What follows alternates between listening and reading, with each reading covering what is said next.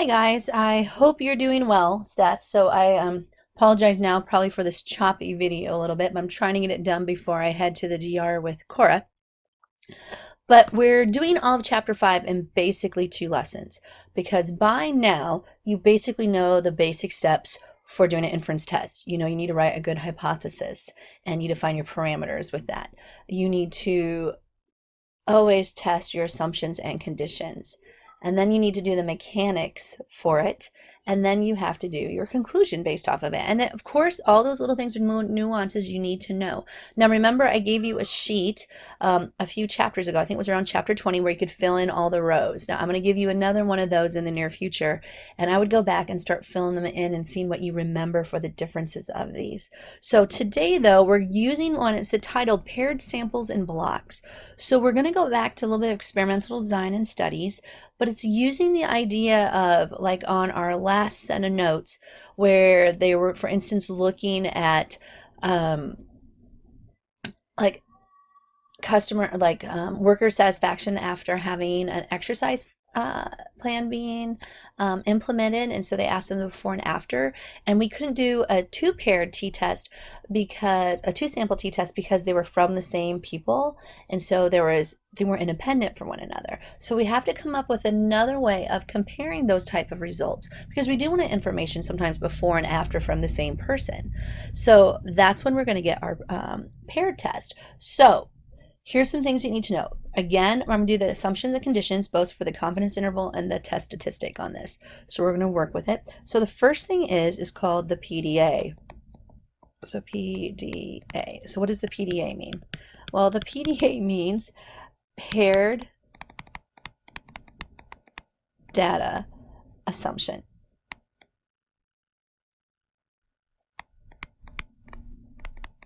So we are assuming that the data is being paired.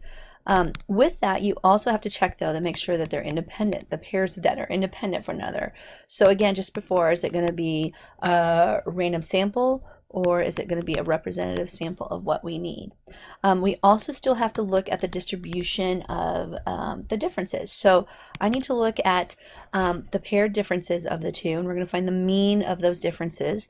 So we're going to look at their histograms. So we have to have a near normal condition has to be met, so look at histogram, and we still can use the simple sample size rule, the 1540 rule. So remember, if it's over 40, we know the central limit theorem tells us that we can use a sampling distribution for mean as well. The title of this is a little bit different. It is called a one sample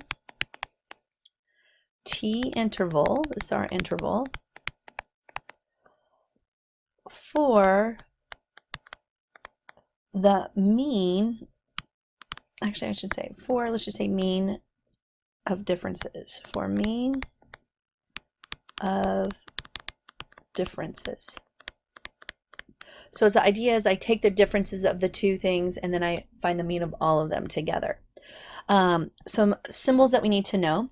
First, we're going to have d bar, okay, and what does d bar mean? That's the mean of the differences from our pair. So the D just lets us know we're subtracting two pieces of data to get that, and then we average all of them together. So that's the mean of differences. We also have what's called delta naught. Remember, delta is Greek letter for, D, so we use that delta naught. That is our parameter. That's also going to be at our whole hypothesis, so that's pronounced delta naught. And by the way, it's almost always 0. We're going to assume most of the time there is no difference. And the mean of the differences is always 0. So almost always 0. So those are symbols we're going to use. So now let's look again at our confidence interval. If you notice, it's very similar to when we had a one sample t interval.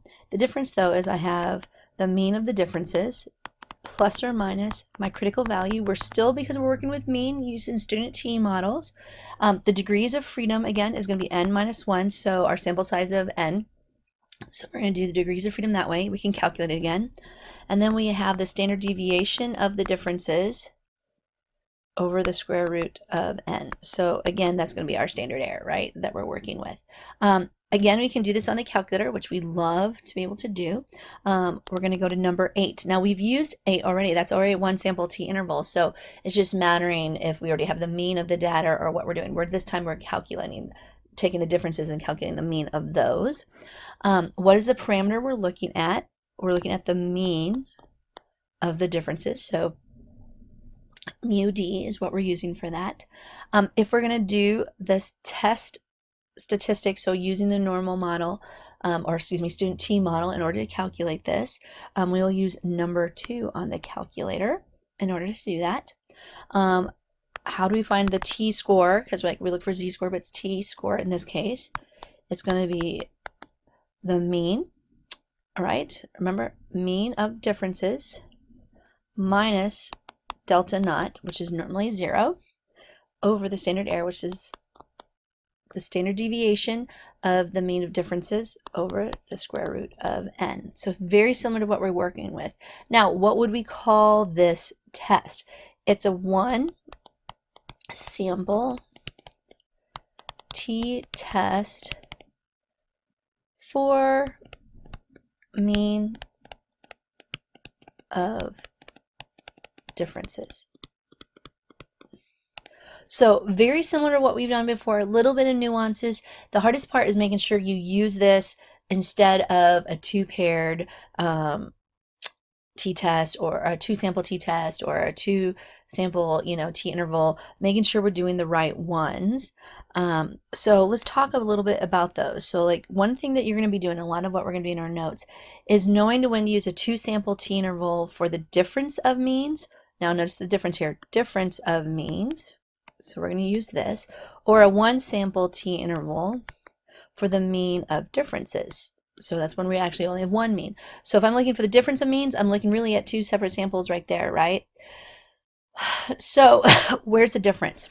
Well, the key thing with this one is the samples are independent of each other. Remember, we have the independent group assumption, so that's where that comes in. Are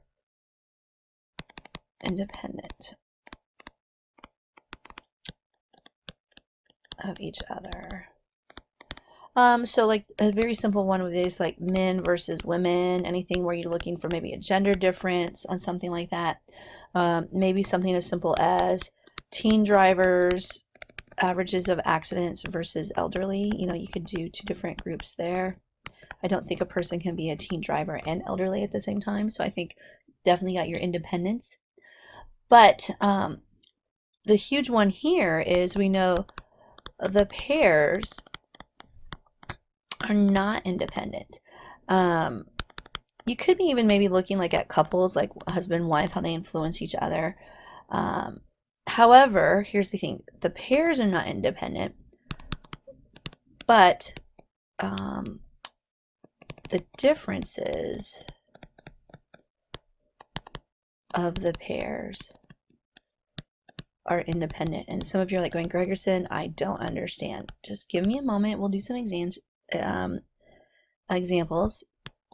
we're going to say of one another here. So just get down your notes. So the pairs are not independent. The difference of the pairs are independent of one another. So that makes a difference. So what would be something simple like this? So give me some examples here.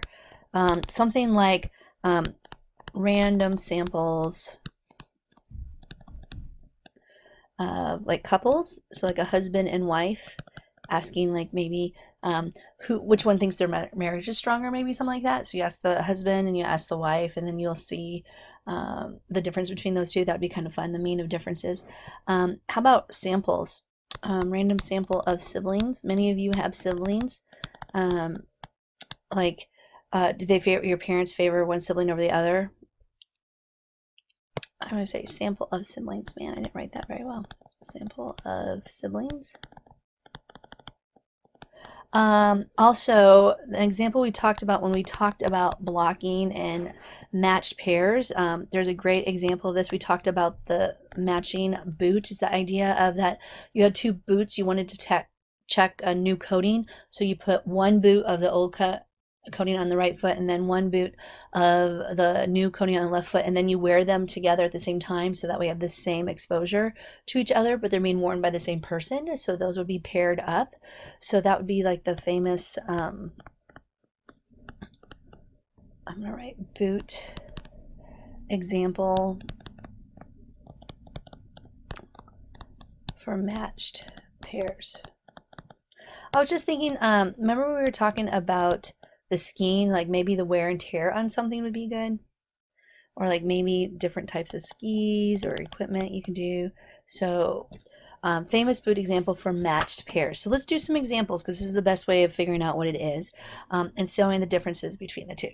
All right, so let's looking about MTV here. All right, some students do homework with the TV on. Anyone come to mind? Do any of you guys do that? Maybe it's Netflix now instead.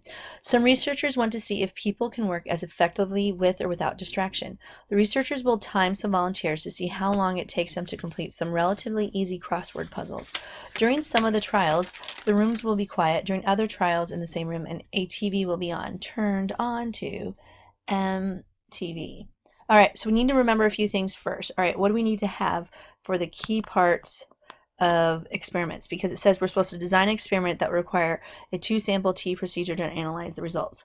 So let's remember, let's see if that won't erase now. I'm not sure why. So this is why my pen quit working right now. All right, so my pen started working again, which is good. All right, so think about experimental design. So we want to remember the key parts of experimental design. All right, so what are the key things we have to have? We have to have control, right? So we're going to control our circumstances. We have to have randomization, right? What else do we need to be able to? We need to be able to replicate it more than once, right? Replicate it within our own study, but also with other studies elsewhere. And remember what's also helpful if we block or not. Remember, this is not necessary though when we're working with it. All right, so I want to be able to do this and do a two-sample T procedure. Well, to do that, first of all, you're going to take your volunteers, your subjects that want to volunteer to do this. And you want to do, if it's a two-sample one, I want two basically sample groups that I'm working with here. First of all, I want to randomly, see if I can write random here well. I don't think it's going to help much. My drawing here. All right, so you randomly place into two groups. So I'm going to have group 1. I'm going to have group 2. All right, so what about group 1? Well, they're going to have the MTV on when they're doing the crossword puzzle. And so that's going to give me the mean MTV watch time. And then I'm going to have group 2 that they're going to do the puzzles, but they're going to do it with a quiet room instead. And so that's going to give me the mean of people who are doing the crossword puzzle when they're quiet. Then we can easily compare the results. It's very simple that we do that. Now remember, we didn't give them a choice if they wanted to be in the room with the MTV playing or not, because we want it to be random. Also, think about what your alternative hypotheses would look like. So here's my null hypothesis. So basically we're saying there's going to be no difference between the two. But my alternative hypothesis that we'd be looking for the experiment is we want to sit there and say, are they easily distracted or not? So we just want to know, is there going to be a difference between the two that's significant or not between the two? Correct? So that is an easy design for an experiment if I want a two-sample T procedure. What would be the difference this time? Well, it says here I want to design an experiment with matched pairs T procedure to analyze the results. So let's think about this. Why would we want to do this procedure? Well, first of all, we want to see if people, the same person maybe is more distracted easily in one or the other. And so we want everyone to maybe go through the results. And so I can analyze their outcome as a result. So when we're doing this, what would be one way to do it? Well, I'm still going to have my volunteers come. And I'm still going to randomly place them in two groups. All right, so we're still going to do two groups. However, the groups are going to be doing the same thing, just which one they do first is what's randomly placed. So you're going to become, I'm going to put you in group 1 or group 2 by random placement. So group 1, they're going to watch and do the crossword puzzle first with MTV, and then they're going to do it in the quiet room the next time. Or in group 2, you're going to start in the quiet room and do the crossword puzzle, but then they're going to end with MTV. So how am I going to be able to compare the results? Well, the cool thing with it is we're going to sit there and say, okay, I'm looking at the differences for each person. So like one person's differences would be their time for MTV minus their time for the quiet room. And then I do this for every single person. So next person's difference is their quiet time for MTV minus their quiet. And we go all the way through for this first one here. And we're going to get their amount. And we keep going for how many you have. And then we'll do the same thing for group 2. I'm going to get their differences, correct? And this would be my group 1 here value, but I'm going to have group 2 down here. Differences, I have my mean time first for their MTV minus their quiet. Now, the reason why I'm doing MTV minus quiet is I just want to be same, so my differences, so I can calculate my average comes for this. And I keep doing this until, you know, I have so many subjects, let's say like 20 in each one, and I do the same thing through. Now then I'm going to actually be comparing the results, because what I'm looking for really is, remember, I'm looking for their difference, the mean of their differences. So I'm really looking for this value out of all those. So I take all my differences in their means, and then I find the average of all of them. All right, so why would I do it this way? Why would I still put them in 2 different groups? But why would I still randomize them? What are some variables that could change things up a little bit? What are some variables that mean I'd want to block like I was doing? First of all, let's see. Could it be like age? You know, age of a person could be different. So I want to make sure if I go MTV or quiet, I want to make sure that age might be a deal in there. Maybe gender. Maybe guys like MTV more than girls. Maybe it's cultural. Maybe some people have learned to do their work in quiet and some like it in loud. How about fatigue? You know, people who are tired and didn't get a lot of sleep, those who get sleep. So the reason why I want to randomize that, and I want to still both do it, is I want to see how all of these extra variables, remember, that could confound the experiment, but since I randomized it, those all get spread out and kind of like you don't hear them anymore. Remember we talked about the noise with experiments? We showed the Jodie Foster movie as a result. Remember, that's why we randomize and put them in separate groups, but I'm still looking at the same thing for each person. I'm looking at their difference in times. So it should be really helpful with that. All right, now looking at this, which experiment would you consider a better design for what you're looking for? If people are affected by noise or not, like the MTV on TV or not? Well, I think the second one, the matched pairs design, is probably the better way to go.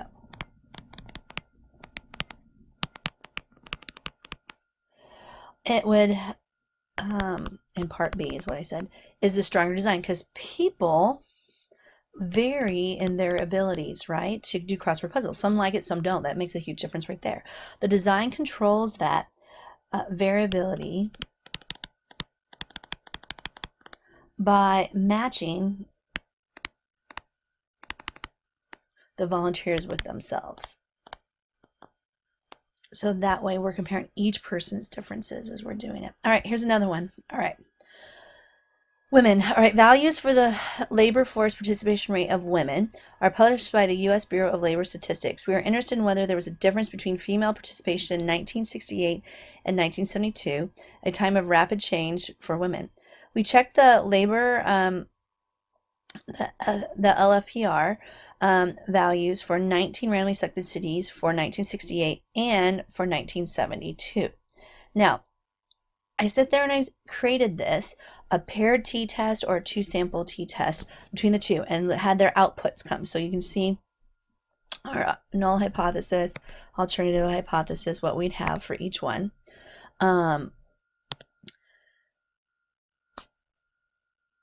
what would be, do you think, the better value for the two? Like when you're really working with it, which one do you think? Actually, this one I didn't like how it's written. Let me fix that real quick. The mean of 1972 minus the mean of 1968. Okay. Which one do you think would be a better design, a better test for this? Here's where it comes to. They check what? The same cities 2 times. So they check it once in 1968 and once in 1972. Would this city make a difference on the information? And the answer is yes. So in this case, the better one to do is going to be the paired t-test. The labor force participation rate for the 2 different years was paired by city. Now think about it. Detroit is different than Chicago. So what could happen in those 4 years in Detroit could make a difference in the amount of women in the labor force than what happened in Chicago. So they paired the cities that way to kind of consider the value. So they paired it by the cities. Using the test you selected, state your conclusion. Well, our conclusion is our p-value here, and it's at 0.0212. Our test statistic was at our t statistic was at 2.458 with 18 degrees of freedom. Our mean of paired differences, so this is what we got, the value is at 0.0337. So what would be my conclusion with this? Since the p-value since the p-value is 0.0244, and I would even say is below alpha level 0.05, what would we do? We would reject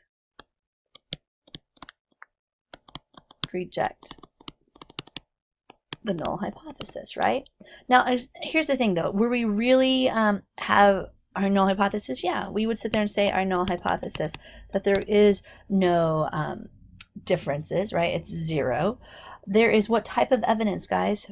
There is, you could say sufficient evidence, or there is evidence this time of a difference in the average labor force participation rate for women between 1968 and 1972. The evidence suggests an increase in the participation rate for women. So that's pretty cool. That was an increase in there. This was even a 2-tailed test, so it's even harder to prove than if it was 1-tail, guys. So kind of cool in that sense. All right, let's do one more with this. All right, let's do Friday the 13th. In 1993, the British Medical Journal published an article titled, "Is Friday the 13th Bad for Your Health?" Researchers in Britain examined how Friday the 13th affects human behavior. One question was whether people tend to stay home more on Friday the 13th. The data below are the number of cars passing junction 9 and 10 on the M25 motorway for consecutive Fridays for the 6th and 13th for 5 different periods. All right, so we talk about in 1990, 91, 92, 93, 94, so they selected them. And then we talked about in July, we looked at the 6th and the 13th of the month. And we looked to see if there's less or more people, and if we have a way of feeling like that less people would go out on the 13th because they're more nervous about it. So remember, the 2 different options you could have would be a paired t-test and a 2-sample t-test. What would you guys pick? Yeah, I agree with you. The one that's appropriate for this data is the paired t-test. Again, why is it the paired t-test? Well, first of all, we have pairs of Fridays from the same month, right? For 5 different months.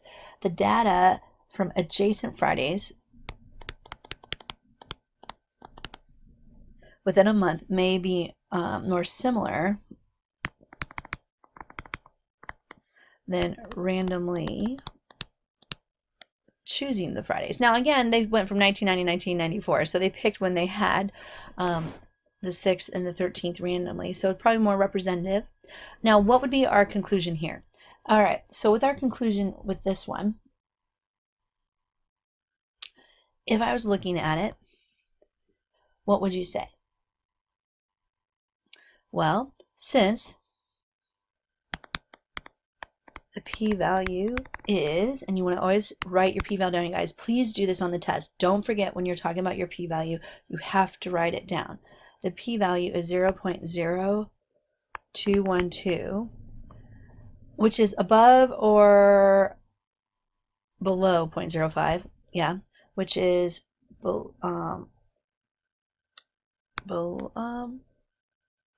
which is low. Let's just say low. I don't even like that. Which is below the alpha level of 0.05. All right, there is what? What type of evidence do we have here? There is, would you reject or fail reject, guys? Well, first of all, it's low, so wouldn't we reject the null hypothesis? So there is what type of evidence? There is evidence that the mean number of cars on M25 motorway on Friday the 13th is less than the mean number of cars on the previous Friday. So kind of silly way of doing it, but it works. Are the assumptions conditions for inference met? Well, let's talk about this. We don't know in this case if the Fridays were selected at random, so that's probably not the case. Obviously, if there are Fridays with the largest differences, this will affect our conclusion. The nearly normal condition appears to be met by the differences, but the sample size of 5 pairs is really what? Is really small. Now remember, what are you looking for? Remember the paired data assumption. We have to look for that. Independence assumption, and then our near normal condition has to be met on these. So you have to be really careful when you're doing this. And remember, the near normal condition can be a histogram, or it could be also a normal probability plot. All right, let's look at another one right here. Windy part 1 is what we're calling this one. Windy part 1. It's similar to 9, which is not assigned. All right, I'm gonna have to finish this in the next 5 minutes, unfortunately, but I will come back and finish this test. I'm trying to get this done between meetings I have tonight, guys. All right, Windy part 1. All right, similar to 9, but which is not assigned. Okay, so remember that. To select the site for an electricity generating wind turbine, wind speeds were recorded at several potential sites every 6 hours for a year. 2 sites not far from each other looked good. Each had a mean wind speed high enough to qualify, but we should choose a site with a higher average daily wind speed. Because the sites are near each other and the wind speeds were recorded at the same time, we should view the speeds as paired. Here are the summaries of the speeds in miles per hour. Now, first of all, looking at that, would you say that there is a mistake in input when you're talking, mistake in this output? What do you guys think?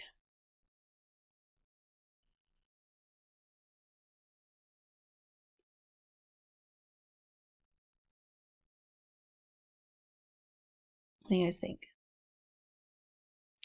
Well, let's think about it a little bit more. Why does the Pythagorean theorem of statistics work here? Guys, is this going to work? Are we going to sit there and do that? Yeah, this didn't work because if you look at our standard deviations and stuff, it doesn't crank out. So yeah, there is some mistakes in output here. Our standard deviation should be shouldn't be larger instead of smaller when we're working with it. Yeah, so when you look at your standard deviations, we should see when we're working them together, it should be higher. All right, so what's happening here? Adding variance requires that the variables to be independent. The wind speeds are recorded by nearby sites, so they are likely to be both high or both low at the same time. So they really are independent. All right, looks like the windy city part 2 type thing, the wind part 2. In exercise 10, we saw summary statistics for wind speeds at 2 sites near each other, both being considered as the locations for electricity generating wind turbine. The data recorded every 6 hours for a year showed each of the sites had mean wind speed high enough to qualify, but how can we tell which site is best? Here the displays are.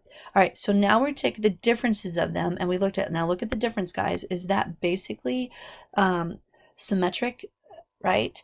and unimodal, so would we be able to at least do the near normal condition with this, right? Also, you're looking here at each individual site. You notice it wasn't that much different from each other. They almost look the same, but we still want to pick the better of the two locations. All right, now the box plots show outliers for each site, yet the histogram shows none. Discuss why this is the case. Well, think about it. If it's windy at one location, wouldn't it be windy at the other location? Exactly. So let's think about that. The outliers are particular windy days, but there were windy at both sites, making the difference in wind speeds what? Less unusual from each other. So there isn't going to be a big gap if that's the case. It'd be a big gap if one of them was really windy and the other one's not, but these are close enough in locations that's not going to be the case. Which of the summaries would you use to select between these two sites? What I want to do, in this case, two individual one, do like a two sample one, or we want to do like right here. Do I want to look at the two box plots and look at them as a two sample t-test, or do I want to look at it and do a one sample t-test and do it as a paired one, a paired design, right? So I'm going to do it for the mean of the differences, right? Yeah. So good, let's use that one instead. So we're going to use, we're going to take this part, I don't want to use this, the summary of the differences are more appropriate because they are paired observations. So I want to use the histogram one, right? The differences of those, and I want the mean of that. And all we care about is which site is windier. So that's really the main thing. So using the information you have, discuss the assumptions and conditions for a paired t-inference for this data. Think hard about the independence assumption in particular. First of all, the wind measurement at the same time as two nearby sites are what? Paired. So that's our paired data assumption. So we have to sit there and say that first. We should be concerned that there might be a lack of independence from one to the next, but times were 6 hours apart and the differences in speeds are likely to be independent. So at least they are independent readings, right? So that gives us our paired data assumption, like independent data assumption. So every 6 hours was independent from each other. Although not random, we can regard a sample this large as generally what? Representative of the wind speeds at these sites. The histogram of differences is, all right, look at the near normal condition here, right, is unimodal, symmetric, and, bell-shaped. Roughly what? Roughly normal. So we're pretty cool with that. All right, well, that timer going off lets me know that I'll come back and I'll finish this, the second part of the notes, when I return. And we'll talk a lot more about it for the second part of the notes. So basically that was lesson 25.1, and then I'll come back and do 25.2.